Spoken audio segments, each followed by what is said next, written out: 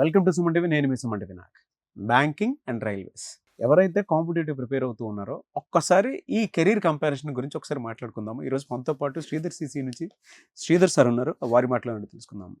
నమస్కారం సార్. నమస్తే అండి.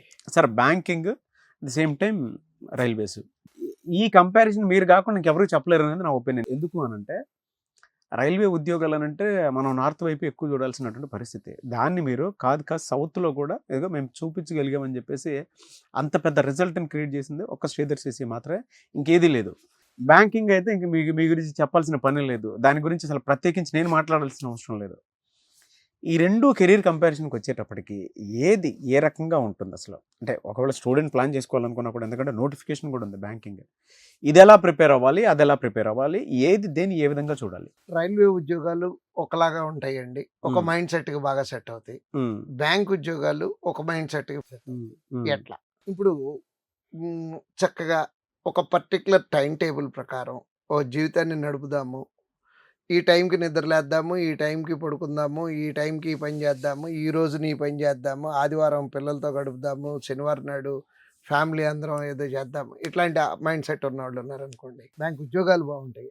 ఎందుకనంటే బ్యాంకుకి 10ంటికి ఏ రోజైనా 10ంటికే వెళ్ళాలి. తారీఖు మారినందు మూలాన, డే మారినందు మూలాన మన టైమింగ్ మారదు.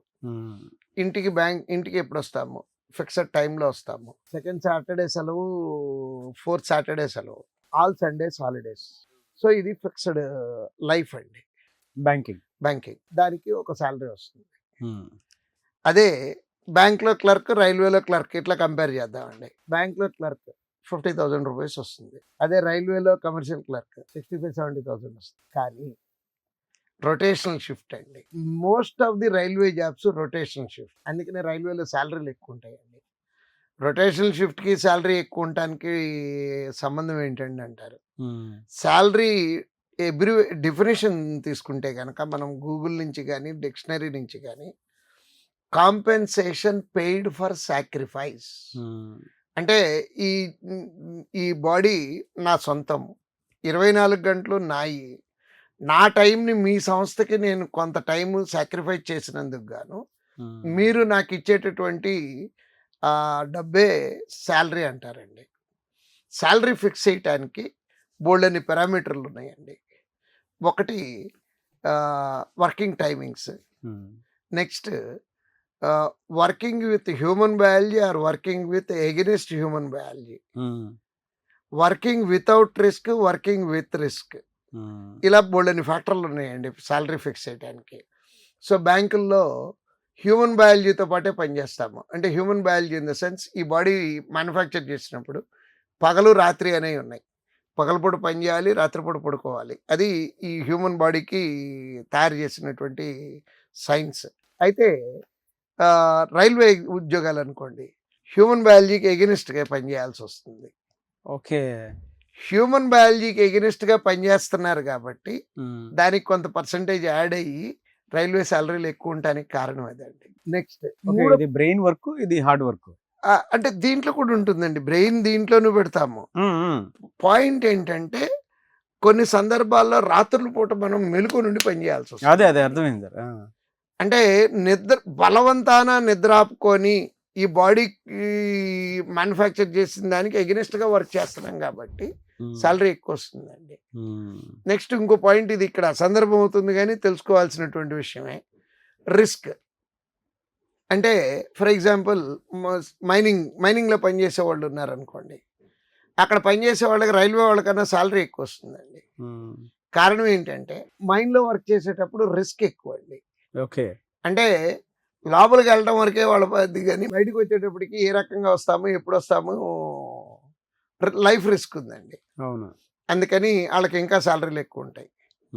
నెక్స్ట్ అందరూ ఓఎన్జీసీలో పనిచేసే ఇంజనీర్లకి అంత జీతాలు ఎందుకు ఇస్తున్నారు, డబ్బు వేస్ట్ చేస్తున్నారు అని చెప్పి మాట్లాడుతూ ఉంటారు.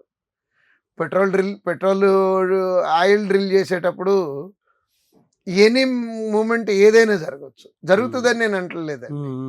సో అంటే లైఫ్ని రిస్క్గా పెట్టి అక్కడ పనిచేస్తున్నారు కాబట్టి వాళ్ళకి ఇంకా ఎక్కువ ఉంటాయండి శాలరీలు. సో అంటే శాలరీ కాంపోనెంట్ డిసైడ్ చేసే ఫ్యాక్టర్లు ఏంటి అంటే మనం పనిచేసే time, with against human biology or according to human biology, with risk or without risk. ఈ ఫ్యాక్టర్లన్నీ ఉంచేటప్పటికి రైల్వేలో హ్యూమన్ బయాలజీకి ఎగనిస్ట్గా పనిచేయాలి కాబట్టి సాలరీ ఎక్కువ వస్తుంది. ఇప్పుడు కొంతమంది ఉంటారండి, సార్ నా ఫ్యామిలీ పరిస్థితులకి నాకు రూపాయి ఎక్కువ వచ్చే ఉద్యోగం కావాలండి, ఎట్లాంటి రిస్క్ అయినా ఫేస్ చేస్తానండి. రిస్క్ ఇన్ ద సెన్స్ నేను ఏ టైం అయినా పని చేస్తానండి, ఓకే. నాకు రూపాయి ఎక్కువ కావాలండి. రైల్వే ఉద్యోగాలు సార్ నేను అన్ని కష్టాలు పడలేనండి, చక్కగా 10ంటికి వెళ్ళామా, సాయంత్రం 5, 6 మధ్యలో ఇంటికి వచ్చామా, అన్నం తిన్నామా, పడుకున్నామా, ఈ రకమైనటువంటి యాటిట్యూడ్ ఉన్న వాళ్ళకి బ్యాంక్ ఉద్యోగాలు బాగుంటాయండి. సో చేసే పనిని బట్టే మళ్ళీ జీతం కూడా మారుతుంది. ఇందాక మాట్లాడుకున్నాం, ఇక్కడ ఏ పని అయితే చేస్తున్నామో, ఎంతసేపు చేస్తున్నామో అక్కడ అదే టైము అంతే పని చేస్తామండి. కానీ ఆల్మోస్ట్ 20-30% సాలరీ ఎక్స్ట్రా వస్తుంది. కెరీర్ గ్రోత్ ఇటు ఆ, ఆ, రైల్వేస్ కి కొంచెం ఎక్కువ ఉంటుంది. ఎక్కువ ఉంటుంది. అంటే ఆర్గనైజేషన్ పెద్ద అయ్యే కొద్దీ గ్రోత్ ఎక్కువ వస్తుందండి.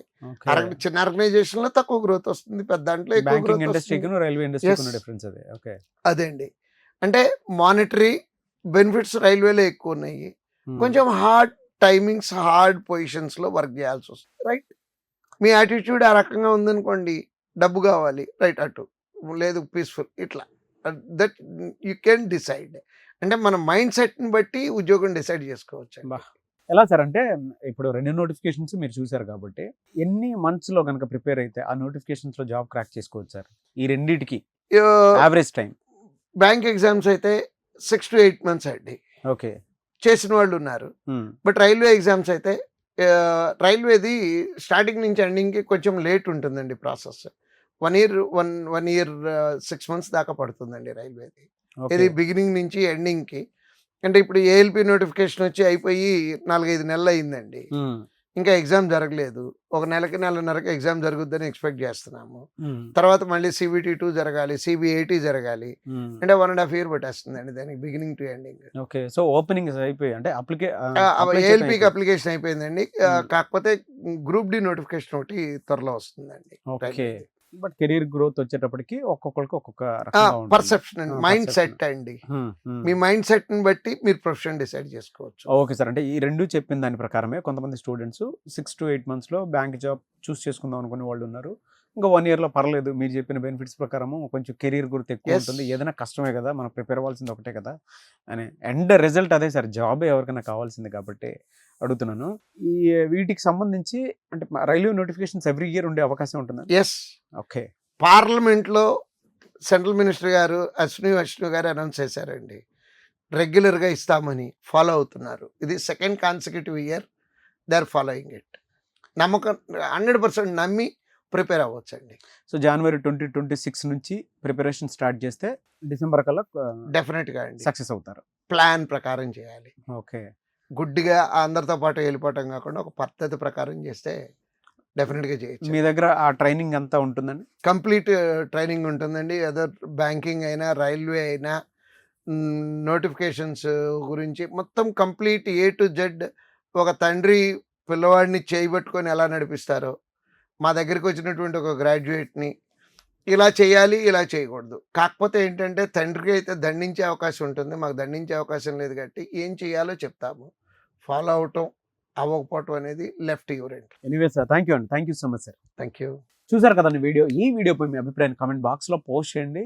మీ డ్రీమ్ గవర్నమెంట్ జాబ్ కనుక అయితే మీరు 1 year లో కనుక గవర్నమెంట్ జాబ్ క్రాక్ చేయాలి అని అంటే 6 months నుంచి 1 year లోపు స్క్రీన్ మీద శ్రీధర్ CC కాంటాక్ట్ నెంబర్ కనిపిస్తుంది.